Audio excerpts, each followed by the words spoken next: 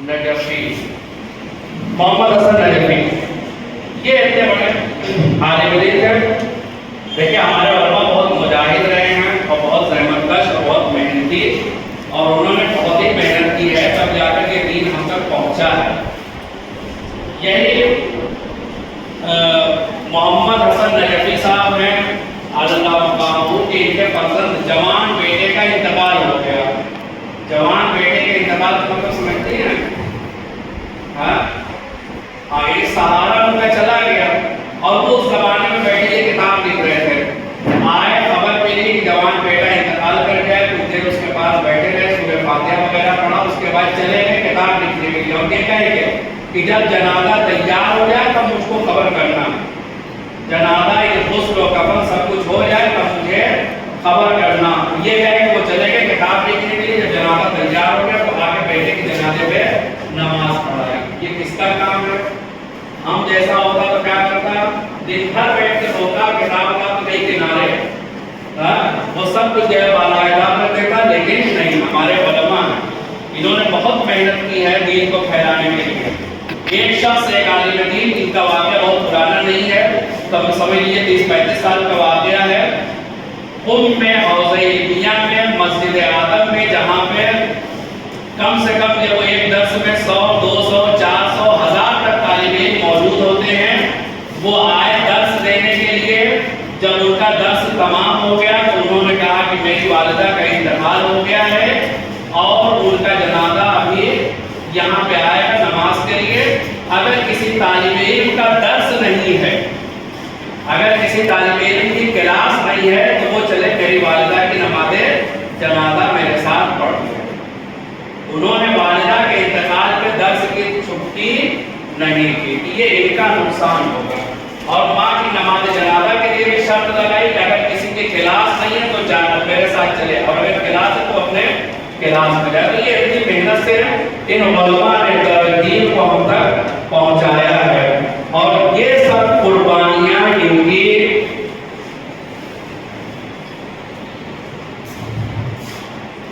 اکیلے کی قربانی نہیں ہے، بلکہ انہوں نے درس لیا ہے ان ہستیوں سے جنہوں نے اپنا پورا وجود دین کے لیے صرف کر دیا. انہی میں سے سب سے پہلی ذات محسن اسلام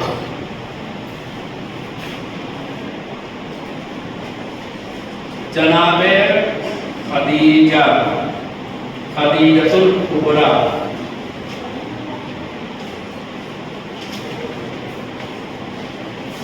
جناب خدیجۃ الکبریٰ علیہ السلام کی ذات ہے، جنہوں نے اپنا پورا سرمایہ وجود اور سرمایہ مادی اور معنوی سب کچھ اسلام کی راہ میں فدا کر دیا اور قربان کر دیا.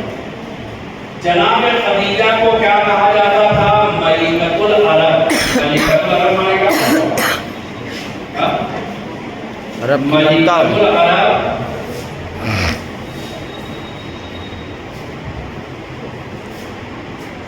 ملکۃ العرب یعنی عرب کی ملکہ. جیسا بادشاہ ہوتا ہے ملکہ، ویسے یہ ملکہ ہوتی ہے. اور یہ ملکۃ العرب کتنے آرام کی زندگی تھی ان کی، جس کے مال تجارت کو لے کر جو دوسرے شہروں میں دوسرے علاقوں میں جا کے تجارت کرتے تھے اور اپنا پیٹ پالتے تھے، دنیا کماتے تھے، وہ خود کتنے آرام اور سکون کی زندگی گزار رہی ہوگی. کتنی دولت تھی اس کے پاس، لیکن یہ تمام دولت کس کی راہ میں قربان کر دی؟ اسلام کی راہ میں قربان کر دی. اس لیے کہ جو مسلمان ہوئے تھے وہ زیادہ تر فقیر تھے، غریب تھے. ساری دولت جناب خدیجہ نے لٹا دی اسلام. اب صرف یہ نہیں کہ دولت لٹا دی، جناب خدیجہ جن کے یہاں کھانے کی کسی وقت کوئی کمی نہیں تھی، ہر طرف جو وہ خادمہ موجود تھی، نوکر چاکر لگے ہوئے تھے، کبھی بھی کسی طرح کی کوئی دقت اور پریشانی نہیں تھی. ایسے ناز و نعم میں پلی ہوئی خاتون اگر شیب ابی طالب میں دکھائی دیتی ہے تو یہ وہی اسلام کی قربانی کا جذبہ تھا کہ جو جناب خدیجہ نے پیش کیا. شیب ابی طالب کوئی معمولی جگہ نہیں ہے. اب آپ لوگ آج کل سن رہی ہوں گے کہ غزہ میں جو صورتحال پیدا ہوئی ہے وہ یہ ہے کہ لوگ گھاس کھانے پر مجبور ہو گئے ہیں. اب ان کے لیے ان کے پاس کھانے کے اسباب اور سامان نہیں بچے ہیں, لوگ گھاس کھا رہے ہیں. ایک بوڑھی خاتون کو دکھایا گیا جو افطار کے لیے چند گھاس کے جو ہے وہ گھاس کے ٹکڑے پیالے اور اس میں لیے بیٹھی ہے اور اس سے افطار کرنے جا رہی ہے. یہ آج کا غزہ اس زمانے کے شیخ ابی طالب کی یاد دلاتا ہے جس میں جناب خدیجہ بھی موجود ہیں, مولا کائنات بھی موجود ہیں, رسول اکرم بھی موجود ہیں, جناب ابو طالب بھی موجود ہیں, بنی ہاشم کے دیگر افراد بھی موجود ہیں.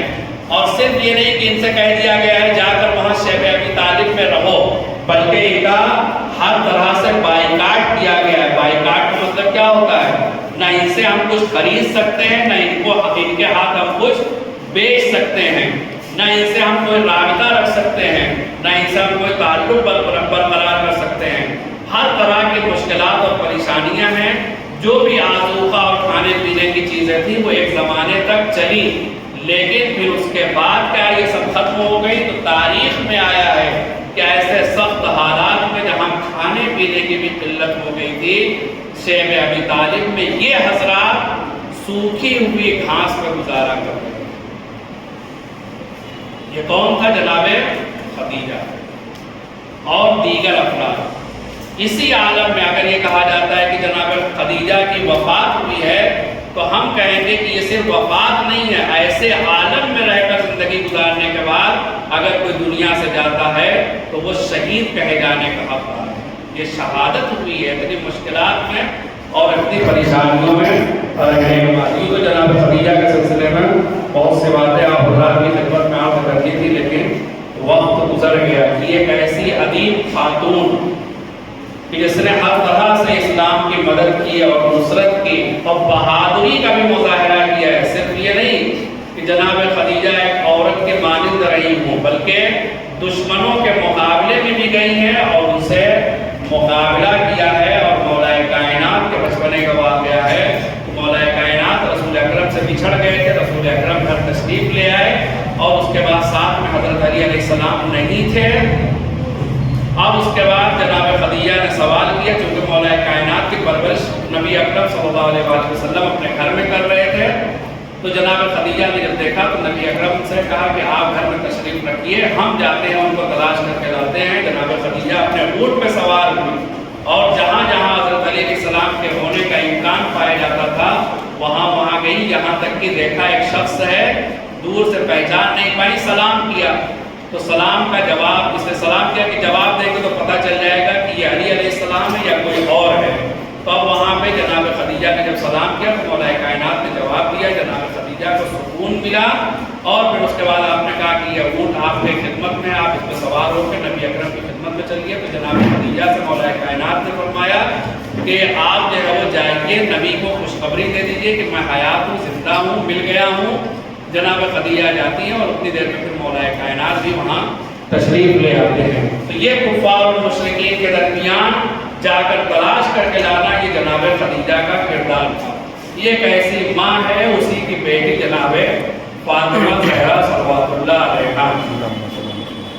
جب ماں کو اتنی مشکلات میں دیکھا تو وہی درس جو جناب فاطمہ زہرا صلوات اللہ علیہا نے بھی لیا ان سے اور دین کی راہ میں ہر چیز کو قربان کر دیا تاکہ دین سربلند رہے, سرخرو رہے. بس آخر میں ایک چھوٹا سا واقعہ, اگر کسی کے آنکھ میں آنسو آ گیا تو اس کے لیے شفاعت کا ذریعہ بنے گا کہ جب جناب خدیجہ کی وفات ہو چکی اور نبی اکرم جناب خدیجہ کو دفن کر چکے تو جناب سیدہ کی عمر اس وقت 5 سال تھی.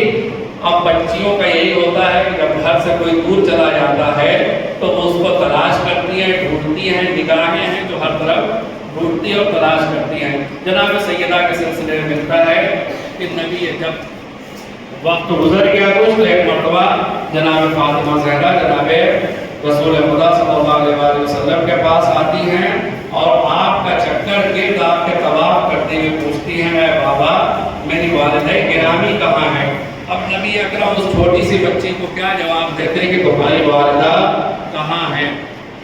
اب اس کے بعد جناب فاطمہ زہرا وہاں سے ہٹ کر کسی ایسے کی تلاش میں ہے کہ جو انہیں اس سوال کا جواب دے سکے کہ ان کی والدہ کہاں ہے۔ پروردگار عالم کو یہ دیکھ کر پروردگار عالم نے جب یہ منظر دیکھا تو جناب جبریل کو بھیجا اور کہا جا کر میرے حبیب رسول سے کہہ دو کہ فاطمہ کو دلاسا دے اور تسلی دے۔ جناب جبریل آتے ہیں اور رسول خدا سے کہتے ہیں کہ اے رسول خدا آپ فاطمہ سے کہہ دیجئے کہ فاطمہ پریشان نہ ہو، روئیں اور گریہ نہ کریں۔ پہلی بات یہ کہ انہیں میرا سلام کہیے گا، پھر اسے یہ پیغام پہنچا دیجئے کہ آپ کی والدہ نہایت سکون اور آرام کے ساتھ جنت کے ایک محل میں ہے جس کی دیواریں سونے اور چاندی کی بنی ہوئی ہے اور وہ جناب آسیہ کے ساتھ ہیں۔ یہ ایک چھوٹا سا واقعہ تھا جو ہم نے آپ کی خدمت میں عرض کر دیا کہ ایک 5 سال کی بچی ہے جو اپنی والدہ کو تلاش کر رہی ہے، تو پروردگار عالم نے اس کو بہلانے کا اور سمجھانے کا یہ طریقہ اختیار کیا کہ جناب جبریل کو رسول خدا کی خدمت میں بھیجا، رسول نے تسلی دی، لیکن اس واقعے کو پڑھنے کے بعد ہمارا ذہن کربلا کی جانب متوجہ ہو جاتا ہے کہ جہاں پر ایک 4 سال کی چھوٹی سی بچی ہے جو اپنے باپ کے آنے کا انتظار کر رہی ہے۔ جب خیموں میں آگ لگ جاتی ہے اور ہر طرف سے جو وہ آگ کے شعلے بلند ہو جاتے ہیں، جناب سکینہ کا دامن جلا۔ ایک مرتبہ بچی صحرا کی طرف دوڑی، کبھی چچا کو آواز دی، کبھی بھیا کو آواز دی، کبھی بابا کو آواز دی، کہیں سے کوئی مدد کرنے والا نہیں آیا۔ ایک مرتبہ ایک نشیب سے آواز آئی، الیہ الیہ یا بنیہ، اے میری بیٹی آ تیرا باپ یہاں اس نشیب میں ہے۔ اب جو جناب سکینہ کو دلاسا کس طرح سے دیا گیا، یہ کافی دردناک منظر ہے۔ ایک بیٹی جس نے اپنے باپ کو صحیح و سالم رخصت کیا تھا، آخری دم تک اپنے باپ کے آنے کا انتظار کر رہی تھی، لیکن اب جو لاشیں پہ پہنچی ہے تو لاش کا منظر دیکھ کر تڑپ جاتی ہے۔ جسم کے ٹکڑے ٹکڑے ہو چکے ہیں، بدن پہ سر نہیں موجود ہے، خاک کربلا ہے جو کفن بنی ہوئی ہے۔ ایک مرتبہ جناب سکینہ کو باپ کا سینہ ملتا ہے، کچھ دیر کے لیے آرام نصیب ہوتا ہے۔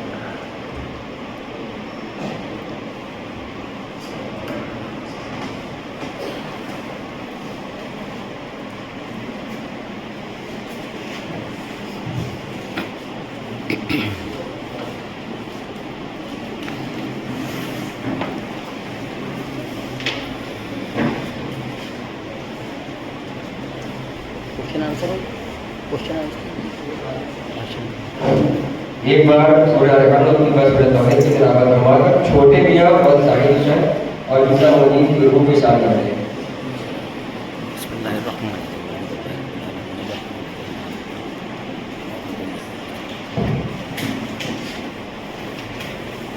ممتاز فاطمہ بنت مشتبہ حسین کو یاد کریں۔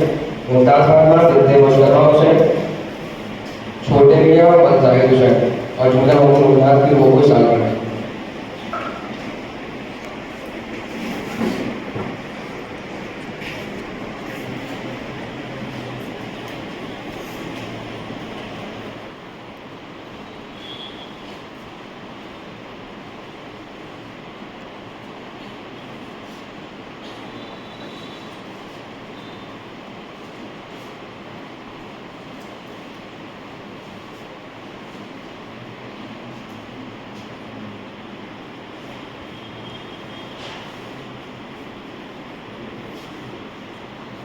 آپ سبھی اسٹوڈنٹس کے پاس صرف 10 منٹ ہے، اس کا بھی کوئی سوال ہے پوچھ سکتا ہے۔ کوشش یہ کریں کہ درس سے متعلق سوال کریں، جو آپ کا درس ہوا ہے، جو باتیں بتائی گئی اسی سے ریلیٹڈ کوشچن کریں۔ کسی کا کوئی سوال ہے پوچھ سکتا ہے۔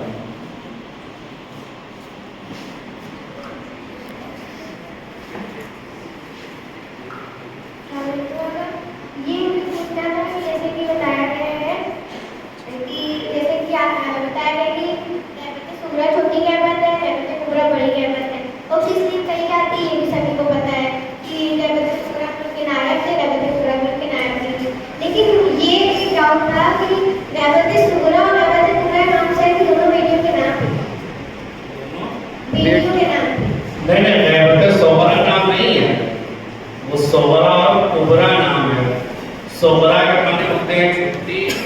कुबरा के माने होते हैं बड़ी।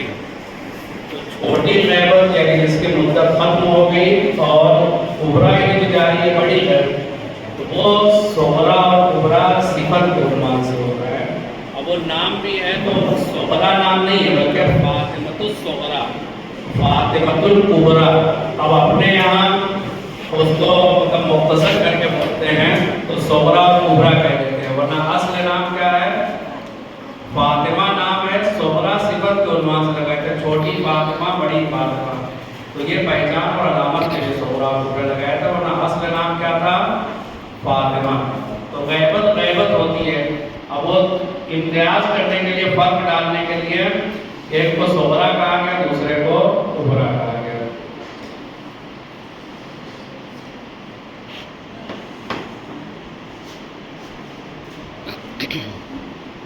किसी और का कोई सवाल है?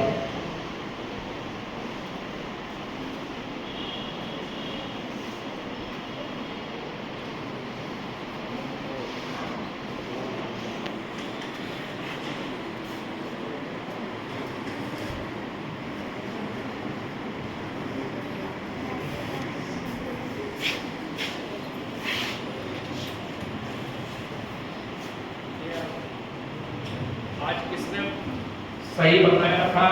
एक सवाल था, किसने जवाब दिया था? आपने दिया था?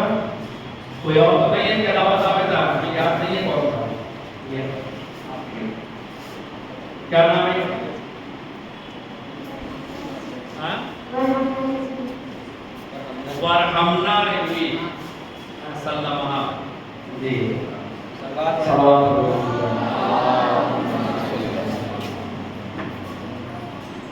आज का दिन सही तो मुकम्मल होता है इंशाअल्लाह। कल फिर हुजूर मलिक साहब अली हज़रत साहब यहाँ पे दर्श देंगे। हम दायरा हुसैनी अल्लाह मौलाना रोज अली साहब खुदा के रहने से शुक्रिया अदा करते हैं, यहाँ पर तशरीफ लाए और दर्स को खिताब किया। आप सत्याग्रह की गुजारिश है कि अपनी जगह पर खड़े हो जाए और हमारा गुजारा के साथ